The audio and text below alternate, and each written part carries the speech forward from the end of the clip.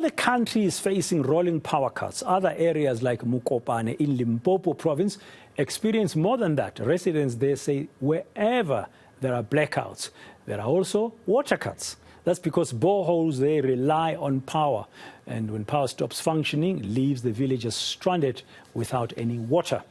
My colleague, as reporter Moloko Moloto, has been speaking to residents there. He's joining us now live from Mokopane in Limpopo. Good afternoon, Moloko. What's been happening there with the water situation? Good afternoon, Braden. The situation is certainly dire, especially in the villages in the Mokopane local municipality in the small town of Mokopane. The municipality last night issued a media alert, essentially cautioning the residents that due to load shedding, they are now unable to continue providing them as residents with water supply consistently. This is primarily because they say that they rely on electricity to energize the boreholes. So when there is a blackout, they are then unable to pump, and as a result, their reservoirs are running short. But let me speak to the municipal spokesperson, Mr. Malesela Selukela.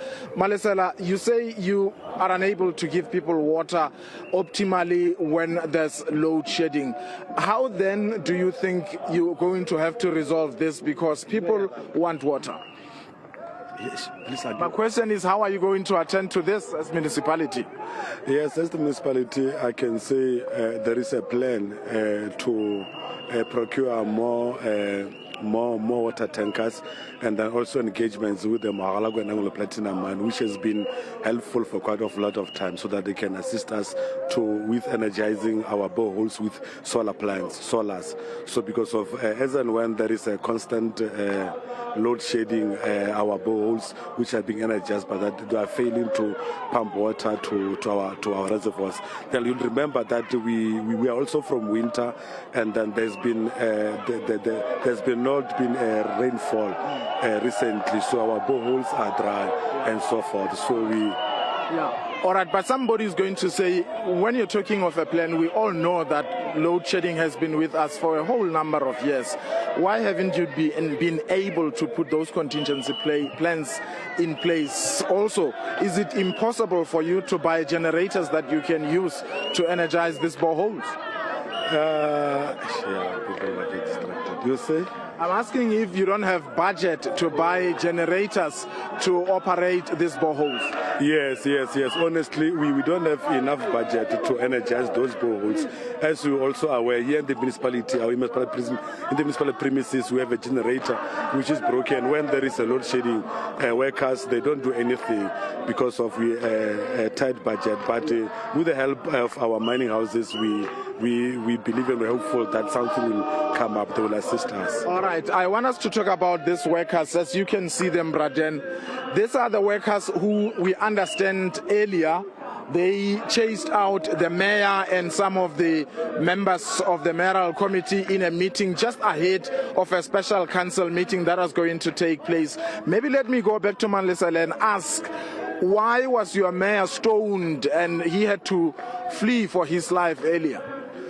Well, I can say that one. I think the representatives from the workers, they are the one who can explain much better, because of where I'm sitting. We were sitting and waiting for a special council to start, and then unfortunately during the middle, as we were on, I think item number 1, that's when people barged in the council chamber. In the EXCO chamber, yes. All right. Braden, let me quickly go and speak to the representatives of the workers so that we can understand exactly why. But so you can speak. All right. Chairman, we are on air, but I want to know, while he is coming, because you guys are here, why are you not at work? Because you're supposed to be working. Okay. Because we're an intruder, a trespasser. trespass go tle court order ya go bontsha gore nga ga tshwanela go ba ka mogare ga mmereko. So we are surprised gore why santse a be go le gore o ka mmereko today. Court e tswile ya gore ga isa le ga isa le selo ka ra institution. All right, Chairman, I'm told you are the one who can speak. Okay. The municipal manager was hired. You say he must not come to work. Why? The municipal manager was hired and he started on the 1st of September. But then there was an interdict on him, on his appointment. Fortunately enough, this is the court order. It took a decision that his employment is null and void, ranging from the shortlistings, the panel of shortlisting and interviews. They were unconstitutional. And therefore the workers took it upon themselves to say, we need to guard the public purse, including our salaries. So his presence, continuous presence here, makes us to suffer irreparable harm in that workers who might end up not being paid. This municipality has a history of having managers that exhaust the public purse, including to an extent exhausting the public, salaries of the workers. So you then thought the best way of protecting the public purse is to go and attack the mayor and other officials when they are in a meeting? I think we must make the record very clear. We have never attacked any mayor. We have never made any attempt to attack the mayor. What actually happened is that we then said, but then this purported mayor, municipal manager cannot attend any of the activities of the municipality until such a time his stance is clarified by the court of law. So for now, we are going to continue to ensure that he does not render any service in this municipality until such a time the court declares him fit to come and do the job. But that is besides the point. The point is that the workers of this municipality over time, they had continuous concerns ranging from grading. The municipality is at grade 6. The workers are paid at a grade 4 level. As such, the workers are underpaid. For almost, I think, 2 years, workers did not receive any sort of PPE. We do not have tools of work. There are more than 400 plus people that it is purported that this coming municipal manager will dismiss them. So it is for that reason that we took upon ourselves, despite having raised this matter in the local labor forum. All right. No, thank you, sir. Unfortunately, we don't have much time.